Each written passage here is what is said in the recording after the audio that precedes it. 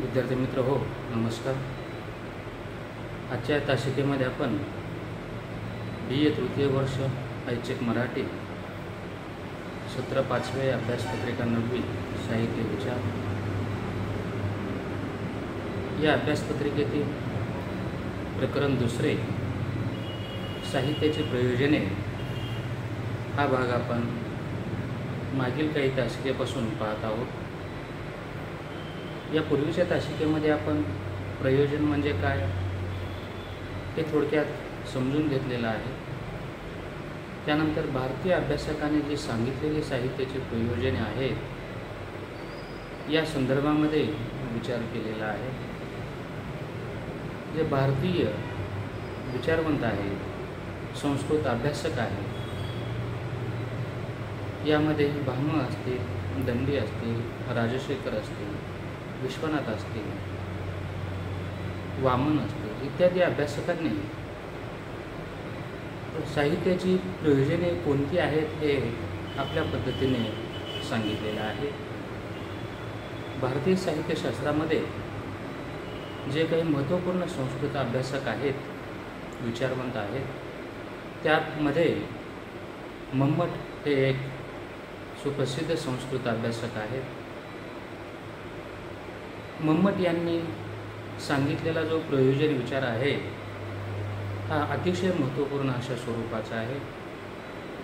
अनेक अभ्यासकांनी मम्मट यांचा हा प्रयोजन विचार मान्य केलेला आहे.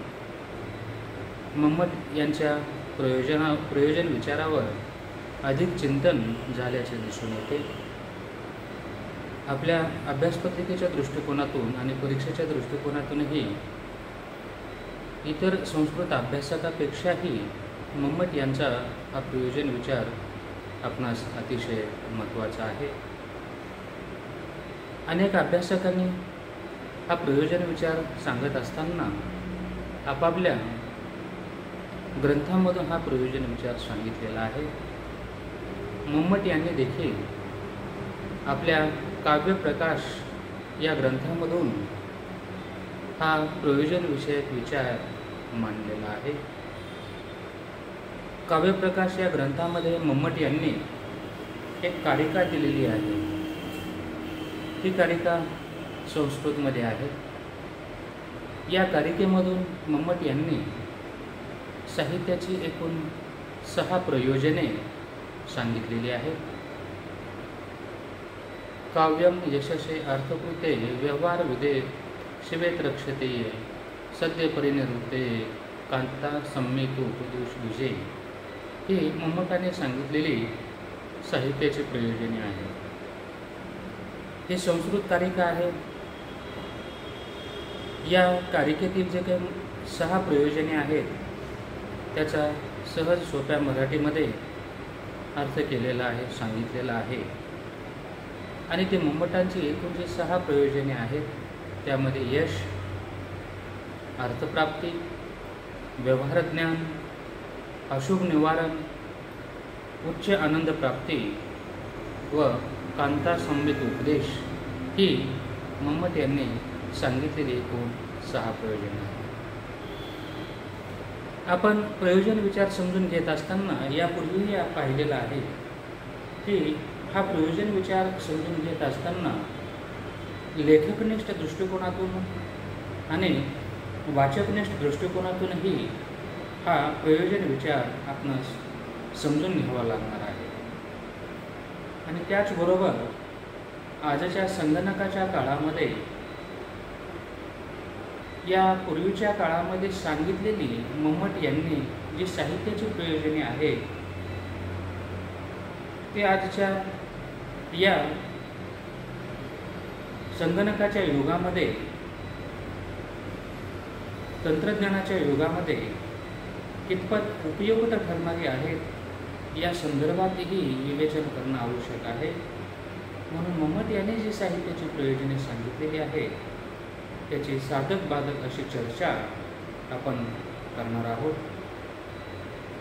आजच्या या तासिकेमधून मम्मट यांचं जे पहिलं प्रयोजन आहे त्याचं नाव आहे यश.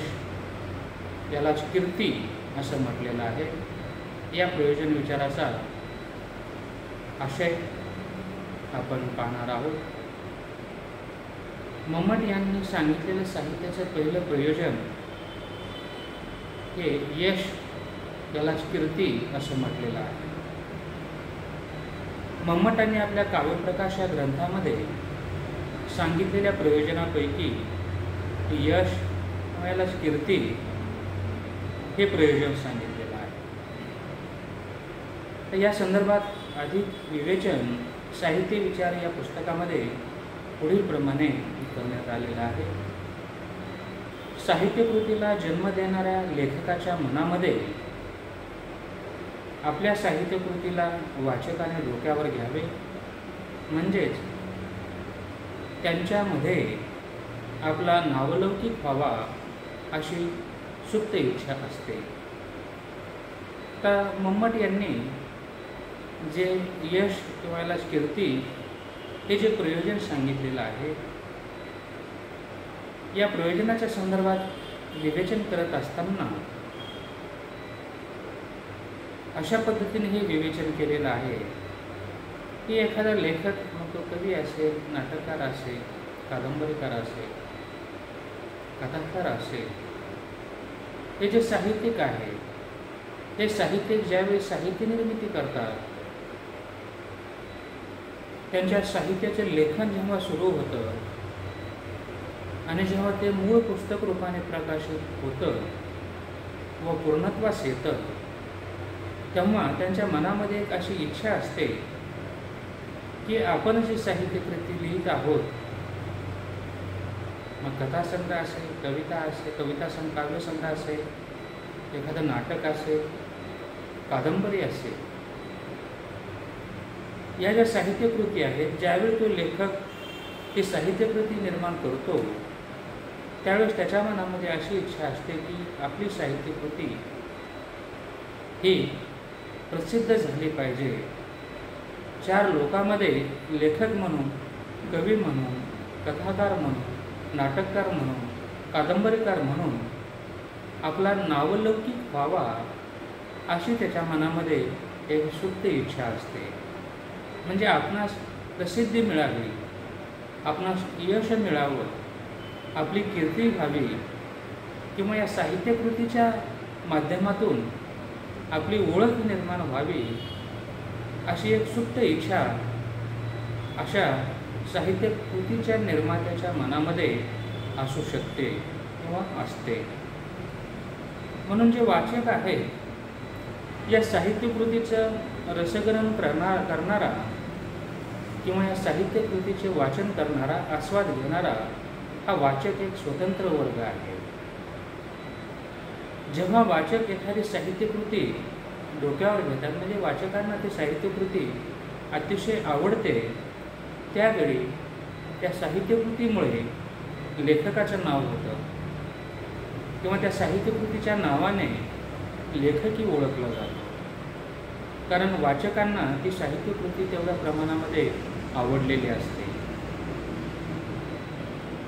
मग लेखकाच्या मनामध्ये असणारी जी सुप्त इच्छा आहे, साहित्यकाराच्या मनामध्ये असणारी जी सुप्त इच्छा आहे, ती ही अशा स्वरूपाची आहे की वाचकांनी आपल्या साहित्यकृतीस पसंती द्यावी आणि आपली प्रसिद्धी व्हावी, आपल्याला यश मिळावे, आपल्याला कीर्ती मिळावी अशी एक सुप्त इच्छा त्याच्या मनामध्ये असते.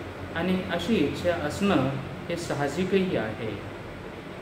कथा, कविता, कादंबरी, नाटक यासारखे वाङ्मय प्रकार हाताळणाऱ्या लेखकांना वाचकामध्ये प्रसिद्धी मिळणे साहजिक आहे.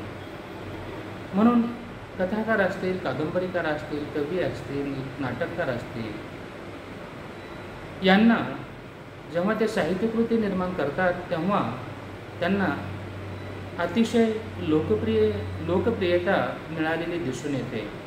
त्यांचा नावलौकिकही होतो. त्या साहित्यकृतीमुळे, साहित्य कलाकृतीमुळे ते लेखक नावारूपाला आलेले दिसून येतात आणि त्याची प्रसिद्धीही त्या ठिकाणी मिळते. त्यांची वाहवाह केली जाते, त्यांची स्तुती होते, प्रशंसा केली जाते, काही प्रसंगी पारितोषिक देखील मिळालेले दिसून येतात आणि अशा साहित्यिकांना प्रसिद्धीही किंवा वाचकप्रियता लोकप्रियता देखील मिळालेली दिसून येते. लेखकाच्या लेखनाच्या प्रारंभीच्या काळामध्ये तर हे प्रयोजन अधिक दिसते. पण मम्मट यांनी जे सांगितलेलं साहित्याचं हे जे पहिलं प्रयोजन आहे, यश किंवा याला कीर्ती असं म्हटलेलं आहे, अशी सुप्त इच्छा प्रत्येक लेखकाच्या मनामध्ये असलेली दिसून येते आणि ती प्रारंभीच्या काळामध्ये असते. कारण एखाद्या साहित्यकृतीला प्रसिद्धी मिळाल्यानंतर दुसऱ्या एखाद्या साहित्यकृती कधी येईल अशी आतुरता वाचकांनाही निर्माण होते आणि साहित्यिकाला देखील आपली ही साहित्यकृती प्रसिद्ध झाल्यानंतर आपण आणखीन एखाद्या वेगळ्या विषयावर लेखन केलं पाहिजे, वाचकापर्यंत पोहोचवलं पाहिजे अशी इच्छा लेखकाच्या मनामध्येही निर्माण होते आणि वाचकाच्या मनामध्येही निर्माण होते. परंतु जी पहिली साहित्यकृती आहे ती साहित्यकृती निर्माण होत असताना त्या साहित्यकृतीच्या निर्मात्यास अधिक आनंद झालेला दिसून येतो आणि आपल्या साहित्यकृतीला प्रसिद्धी मिळावी असंही त्याला मनापासून वाटत असतं.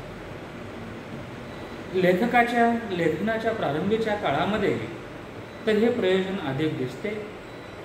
चार चौघामध्ये आपला नावलौकिक व्हावा, एक चांगला साहित्यिक म्हणून आपले नाव व्हावे असे लेखकाला वाटणे शक्य आहे, साहजिक आहे. असं प्रत्येक लेखकाच्या मनामध्ये अशी एक सुप्त इच्छा असते की चार चौघामध्ये, वाचकामध्ये किंवा साहित्यिक वर्तुळामध्ये आपलं नाव व्हावं, आपला नावलौकिक वाढावा, आपली प्रसिद्धी व्हावी, एक चांगला साहित्यिक म्हणून आपण नावारूपास यावे अशी त्याची मनोमनी इच्छा असते आणि असं प्रत्येक साहित्यिकाला वाटणं देखील शक्य आहे. त्यामुळे या प्रयोजनाचा विचार लेखकाच्या बाजूने करता येतो.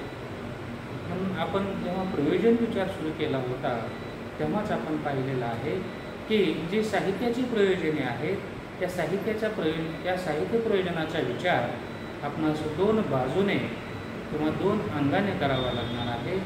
त्यापैकी पहिला लेखकनिष्ठ दृष्टिकोनातून आणि दुसरा वाचकनिष्ठ दृष्टिकोनातून. लेखकनिष्ठ दृष्टिकोनातून म्हणजे लेखकाच्या बाजूने लेखक ही साहित्य निर्मिती का करतो, त्याला एखादी साहित्यकृती जन्मास घालावी का वाटते किंवा आपण एखाद्या विषयावर लेखन करावे असं त्याला का वाटतं, या दृष्टिकोनातून जर विचार केला तर त्याला लेखकनिष्ठ दृष्टिकोनातून प्रयोजन असं म्हणता येईल.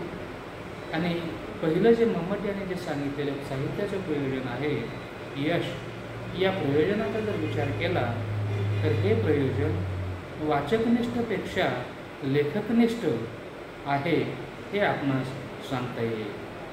विद्यार्थी मित्रहो, यश या प्रयोजनाच्या संदर्भामध्ये विवेचन करत असताना आपण पहिला भाग पाहिला की हे प्रयोजन लेखकनिष्ठ प्रयोजन आहे आणि मग आजच्या काळामध्ये हे प्रयोजन किती उपयुक्त आहे, हे लागू होऊ शकतं का, या संदर्भातही साधक बाधक चर्चा आपणास करावायची आहे. या तासिकेमध्ये आपण इथेच थांबूया. या पुढील जो भाग आहे त्याचा विचार आपण नंतरच्या तासिकेत करणार आहोत. धन्यवाद.